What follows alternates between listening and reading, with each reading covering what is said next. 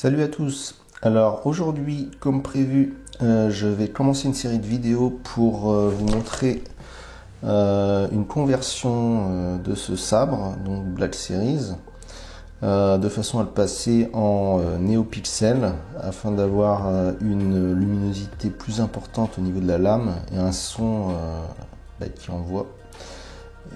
Qui permettra aussi de l'utiliser sans sa lame, de le faire fonctionner, ce qui n'est pas le cas actuellement.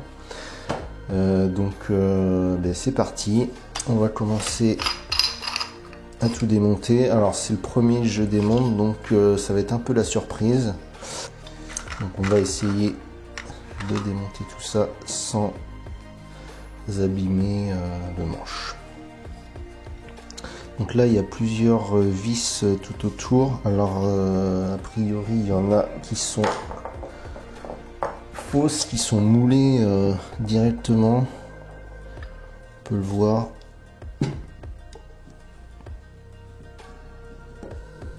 Donc là bon, je sais pas trop comment ça a été monté. J'enlève tout ce qui est démontable, toutes les vis qui peuvent être supprimées.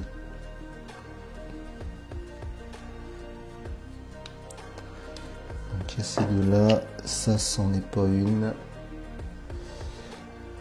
et ça non plus. Donc ensuite ici, alors on a deux petites vis sur les côtés.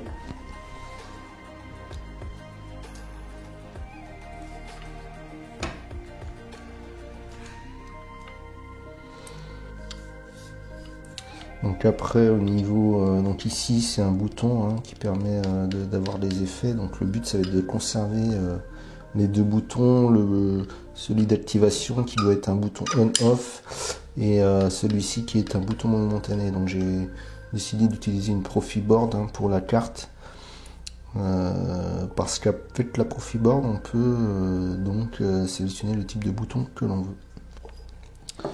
Donc là pour l'instant, eh bien, je ne sais pas trop la suite des événements. Peut-être qu'il y a des vis en dessous, donc je vais virer le tissu parce que de toute façon, j'ai l'intention de le remplacer.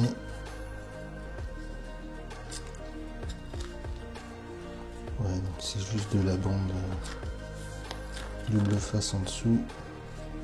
Et ce que je disais, c'est qu'en fait, c'est la même bande de tissu qui a été teintée.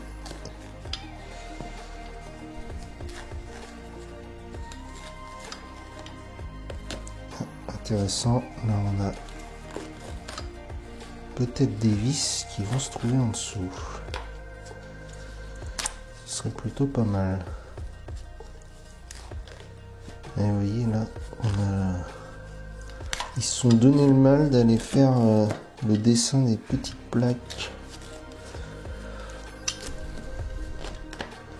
que l'on retrouve sur le bâton avant que ça devienne un sabre. Intéressant, on a plusieurs petites choses sous le tissu. On a donc une vis et je suppose que là on doit avoir autre chose. Ce que je vais faire, je vais couper la vidéo le temps que j'enlève toute la bande adhésive et puis je reprends après. Donc voilà, j'ai enlevé toutes les bandes adhésives.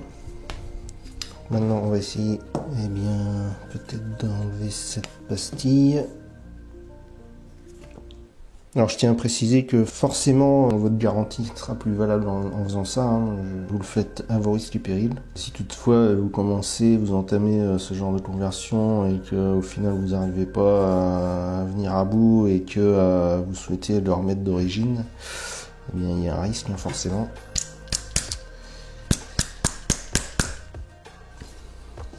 Donc si vous n'êtes pas très bricoleur, je vous conseille de faire appel à quelqu'un de compétent.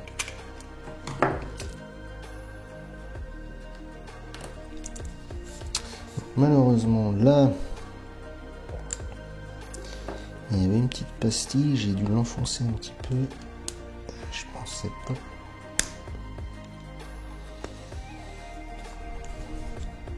Bon, c'est pas trop gênant si on abîme, ce sera en dessous, donc le tissu.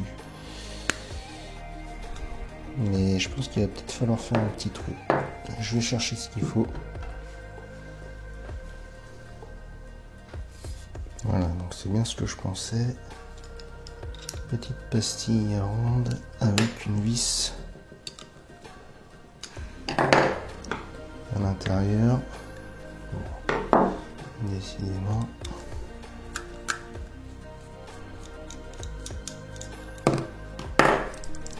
Voilà, donc là, est-ce que l'intérieur bouge?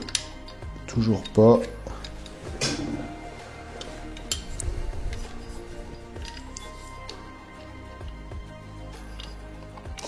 Donc ben écoutez, je vais mettre en pause la vidéo, je vais essayer de trouver comment ouvrir et puis ben je vous dis à tout de suite. Alors voilà, donc j'ai réussi à l'ouvrir. Alors il faut savoir que donc là on a des vis ici, mais c'est uniquement pour tenir le châssis. Là on a une pastille qui va empêcher de retirer le châssis. Donc là concrètement ça s'en va pas correctement, faut défoncer, faut y aller en mode bourrin pour retirer tout le plastique de façon à pouvoir après retirer le châssis. Donc pour cette partie là émetteur, donc ça ne tient uniquement que par ces deux vis là.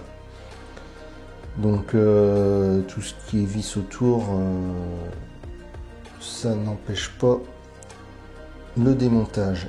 Et ce qu'il faut faire en fait pour séparer donc les deux parties, voilà, ça vient comme ceci. En fait, ils ont mis de la colle. Donc l'idée, c'est de chauffer avec un décapeur thermique, en faisant attention bien sûr aux parties plastiques comme le bouton ici. Faut pas trop s'attarder dessus, mais bien chauffer la partie métallique de façon à diffuser la chaleur et puis bah après en fait ça vient assez bien. Mais sans décapeur thermique, c'est très compliqué à retirer. Hein. Faut trop forcer, donc voilà. Alors donc là on découvre la molette qui vient appuyer donc un interrupteur ici. Et c'est bien un interrupteur on-off, c'est pas une impulsion. Et donc on a le petit bouton ici pour les effets, donc on va s'en servir également.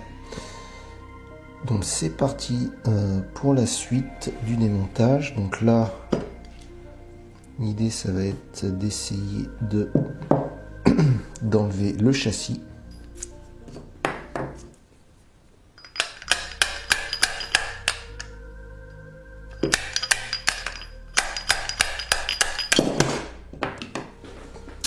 Voilà, tout simplement. Il est mis en force par ici. Donc là, on voit qu'ils mettent un peu de colle. Donc faire attention au petit interrupteur ici à conserver. Et donc, voici le châssis. Ouais, donc un petit peu de scotch pour isoler donc les soudures pour éviter que ça vienne en contact sur le métal. Donc là je pense que le principe que je vais faire c'est, donc là je pense que je vais conserver cette partie là de façon à mettre la carte son. Il faudra trouver un système de fixation pour le châssis. Comme ça permet de maintenir, enfin de laisser en place les interrupteurs. Et puis réutiliser le connecteur ici. Le connecteur ici et faire une partie en impression 3D, donc modélisation, où on aurait donc la batterie et le haut-parleur, donc deux connecteurs pour la batterie, deux connecteurs pour le haut-parleur. Voilà l'idée. Donc là on voit peut-être falloir remplacer les fils. Donc le châssis.